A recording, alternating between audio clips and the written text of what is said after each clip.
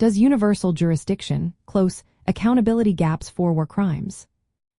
Imagine a world where no matter where a war crime happens, the person responsible can be brought to justice. That's the promise of universal jurisdiction.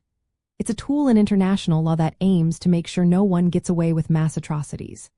This principle allows any country to prosecute individuals for serious crimes like war crimes, crimes against humanity, and genocide, no matter where those crimes took place or the nationality of the perpetrators or victims. It's a big shift from traditional rules that usually requiring a connection to the crime, like being in the country or being a citizen. Universal jurisdiction was created to fill a big hole in accountability. Before it, if war criminals escaped to countries that didn't have laws against such crimes or lacked the capacity to prosecute, they could avoid justice. Now, with universal jurisdiction, every state has the potential to act. This means that even if the country where the crime was committed refuses to prosecute, other countries can step in. It's like a safety net that catches perpetrators who might otherwise slip through. Most countries have incorporated universal jurisdiction into their laws. As of 2012, about 147 states had laws allowing them to prosecute certain international crimes. This widespread adoption shows how important this tool is in the fight against impunity. But it's not perfect. One big limitation is that the person accused must be present in the country trying to prosecute. If they stay in their home country or in a place unwilling to cooperate, justice becomes harder. Another challenge is that different countries interpret what counts as a war crime or crime against humanity in different ways. This can lead to inconsistent prosecutions and sometimes weaker charges. Plus, the principle of complementarity, which encourages domestic courts to handle cases first, can slow things down or create conflicts. If the local government refuses to act, then the International Criminal Court can step in, but that process can take years. The International Criminal Court is a key player in this system.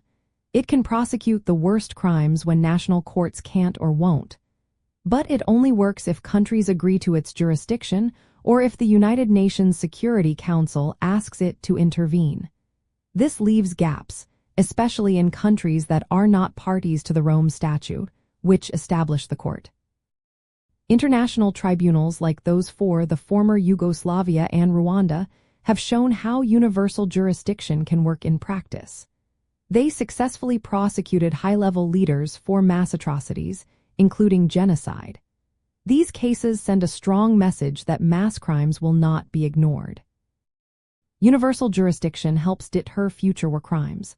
When perpetrators know they could be prosecuted anywhere, they might think twice before committing atrocities. It also supports the idea that justice should not be limited by borders. However, political issues often influence whether countries choose to exercise universal jurisdiction. Powerful nations may shield their citizens or allies, and resource constraints can limit investigations. Some states see universal jurisdiction as an infringement on sovereignty, which can slow down or block prosecutions. Also, laws granting amnesty or immunity can protect perpetrators, creating more gaps. While universal jurisdiction significantly improves accountability compared to relying only on local courts, it's not a complete fix. It works best when combined with other mechanisms like domestic courts, international tribunals, and truth commissions. In the end, universal jurisdiction is a step forward in making sure war criminals face justice. It helps close many accountability gaps but still depends on political will, resources, and international cooperation. Its evolution shows that holding perpetrators accountable across borders is possible and essential for protecting civilians and upholding international law.